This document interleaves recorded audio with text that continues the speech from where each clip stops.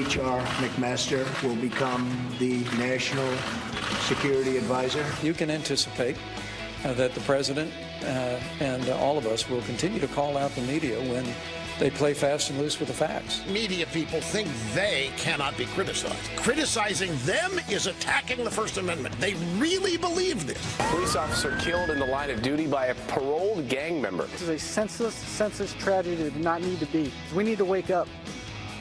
Enough is enough. A plane carrying 4 American tourists is smashing into a shopping mall. All 4 Americans and the pilot were killed. A new executive order on immigration could come down at any moment. There's been a security breach at New York's JFK Airport. 11 people passed through an unattended security checkpoint. People who don't show up to work, who do cocaine, and are watching porn at work are going to be fired, because I'm not going to tolerate it. They mad they ain't famous. They mad they still nameless, but we still hood famous. Yeah, we still hood famous. I was just getting into this rap thing. I'm not too good at it, but I was getting into it. Hey, y'all, I ain't crazy. I'm in a southern state of mind. I can be anywhere. What's unusual about that, Alice? Trebek's rapping. What else is new? I mean, he always does that if you watch every night. He is one of Canada's most famous 75-year-old rappers. Until Kevin O'Leary gets into it, who's Mr. Wonderful on Shark Tank, and might be the next czar of Canada. Could be. By the way, you see behind us right there some siren activity. There is actually kind of a big fire in a garage a couple of doors down. Everybody is okay, we believe, but nonetheless, you're going to see those behind us probably for the next hour. We have makeup artists and hair folks here scrambling to go get their cars out of that garage. I think they said it was the building next to the garage, but they were worried the flames were going to jump. But look at all those fire trucks. No, wow. I know it. Well, New York City, we're prepared. Meanwhile, Abby Huntsman is not in New York City today. She's actually down in Jacksonville, Florida. She is at the Beach Diner, where the people are up early. Good morning to you, Abby. Hey, Steve, Ainsley, and Brian. That's right. We're at the Beach Diner in Atlantic Beach, and I'm here with Bob. We're talking politics this morning. We've got our coffee, our orange juice, having a little fried catfish this morning. You say it's some of the best you'll get. It's the best. And Bob, what are the biggest issues for you, just real quickly? Quite frankly, I think the hard core of it is jobs. Jobs and the economy. We've also been talking about immigration. That's probably one of the biggest issues down in this area. Martha McCallum is here tonight doing a town hall. So we're going to be here all morning long, guys, getting the pulse of the people, hearing how they feel things are going. Yeah, Jacksonville very much in Donald Trump's corner through all this. Such a beautiful area. Neptune Beach there, Atlantic Beach, it's all so pretty. Wait a minute. Catfish for breakfast? Yeah, no, I was wondering the same thing. Don't the whiskers tickle the roofie about? I think they rip them out. Oh, they do? Right. They don't after they're dead. Meanwhile, chicken and waffles, one thing. Catfish. All right. Chicken of the sea, maybe. Right. Have you had catfish stew? It's awesome. It is so good. Really, 3 minutes after the top of the hour, President Trump taking major steps this morning to get back our borders. The White House is about to unveil an aggressive new immigration overhaul that will give more manpower to the DHS. Our manpower is in Washington, D.C. His name is Griff Jenkins. He fills us in on what we could expect as early as today. Griff? He's all man. Steve, Brian, and Ainsley, good morning. It is a major immigration push coming from the White House, and it could come as early as 8 a.m. This is the implementation of 2 memos sent by DH Secretary John Kelly, giving DHS more manpower and increased authority on the border with a focus on illegal aliens convicted of criminal offenses. The actions will include the immediate return of Mexican immigrants apprehended on the border, the expedited deportation hearings, the hiring of 15,000 additional ICE and Border Patrol agents, and aggressive new measures targeting criminal aliens. Parents who pay to smuggle their children across the border may also be prosecuted. The effort will target those who have unresolved charges as well as those who have abused public benefit programs. Now, this immigration launch, the White House is calling it a big immigration launch, is not the revised executive order or travel ban that we've talked so much about, although we expect that may come any day. It will target those same 7 countries, and it will have exemptions for visas, green card holders, and dual citizens, and will not have an automatic ban on Syrian refugees. So, guys, the message is quite clear with this action. The president is cracking down on illegal immigration, and if you are an illegal alien with a convicted criminal offense past, you may be going home. All this coming on the heels of protests around the country that we've seen from immigrants. I'll be out later today, actually, monitoring for protests. All right, bring a hard hat, Griff, okay? You always tend to end up in the fracas. He does indeed. Griff, so there's no brand new legislation here. It's all about the president's authority and priorities. Now, one of the things not included, remember that AP story from Friday that said they were going to use 100,000 National Guardsmen to round up people in 11 different states? That not in this. That was labeled by some in the administration as fake news. And speaking of, it did not generate from them. Also, something else I think is pretty important. They're not going to say tomorrow at midnight everybody has to go by this order 110%. There's going to be a little bit of a ramp-up time, and General Kelly's going to have a chance to brief everyone at the borders, in different countries, at embassies, to get them up to speed. I think it would also be a good move to get everyone who thinks this is anti-Muslim, put North Korea in there. You know, but just listen, do we want anyone to travel from North Korea without being thoroughly screened? No. Put that in there. So let everyone realize it's nothing Well, the only reason anti-Muslim. he decided on these 7 countries is because that was what President Obama's administration had suggested. It'll be interesting to find out how the mainstream media handles this. I feel like it might be more of a compromise, because now if you have a dual citizenship, if you have a green card, if you have what was the other one? A visa to come in the country from one of those seven countries you're allowed in. And I just want the fixers that are helping us in war, and Mattis brought that up in Iraq 2 days ago. Those people that have helped us in war, the translators that have already been screened to come back here, they got to be able to come back here. I had mentioned, excuse me, I had mentioned the AP thing, which people in the administration referred to as fake news.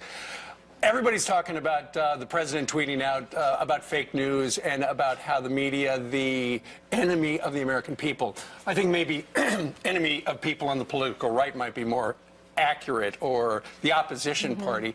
Yesterday, given that, the mainstream media pretty much said that Donald Trump had declared war on the mainstream media. And in fact, you look at some of the things they've done recently, you just have to wonder, are they being fair, or are they leaning way to the left? Look at this tweet. This was from NBC yesterday morning. It says, President Trump reaches 32 days, won't be the shortest U.S. president, referring to William Henry Harrison, who was a president in 1841, who only served 32 days. He died of a pneumonia. He was a great war hero. But on top of that, a lot of people are saying, listen, you need a balanced press. You need the press out there telling the story. It's an important part of democracy. That's true. However, what if the press has a point of view and is drilling that point of view to the American people? Are they doing their job? That's what Bill O'Reilly said last night. To me, that doesn't seem like that's doing their job. They're inflicting their vision on the American people, and the American people are doing 90 million different things. Is it really a free press if they're so overtly liberal? Absolutely. Well, we need an objective and adversarial press, but because the press, for the most part, leans so far to the left, they're not really objective. If you watched Katie Tur yesterday over on NBC Cable, you saw her ask a crazy question that apparently over there, it's okay. Watch this. As we know, there's, since 2000, been a couple dozen suspicious deaths of journalists in Russia who came out against the government there. Donald Trump has made no secret about going after journalists and his distaste for any news that doesn't agree with him here. Do you find that this is a dangerous path he is heading down? So the president's going to go after people. I think that could have been a couple of days ago. Yeah, a couple of days ago, but she's basically saying, comparing President Trump to Vladimir Putin, saying people have mysteriously died in Russia, so journalists who don't agree with him here could die? Is that what she's insinuating? She's been intimidated before, she said, because Donald Trump in the past at different events has pointed back to the press and say that all these people, they lie, and everyone would start yelling at her, and she has gotten intimidated before. But clearly, I don't actually think that she was trying to relay that Donald Trump is going to have journalists killed, like it's been alleged that Vladimir Putin has. Well, I tell you what, Brian, yesterday, the Washington Post, Margaret Sullivan, said she fears journalists will be hunted down. So in that same vein... But Donald Trump won't be behind it. She's not saying Donald Trump will be behind it. Well, and I think she kind of insinuated that. And Jake Tapper, I know President Trump has criticized him in the past, but Jake Tapper came out and said to stop whining. He had that message for the president. I just think it's just interesting that journalists, you're supposed to be fair and balanced. You're supposed to tell both sides of the story. You're not supposed to have a message necessarily for the president. You look at the Center for Public Integrity, looked at the $400,000 given to the political campaigns before the November election, 96% went to Hillary Clinton. So clearly they lean to the political left. And if they have an agenda in what is supposed to be right down the middle news, that gives the folks at home a certain message. When Chris Matthews says after Donald Trump wins the election, says, I don't recognize the planet we're on, and Martha Raddatz cries in between, and you have people, this is the NBC news desk on the network. Meanwhile, Todd Starnes, his host, is one of the leading commentators in radio today.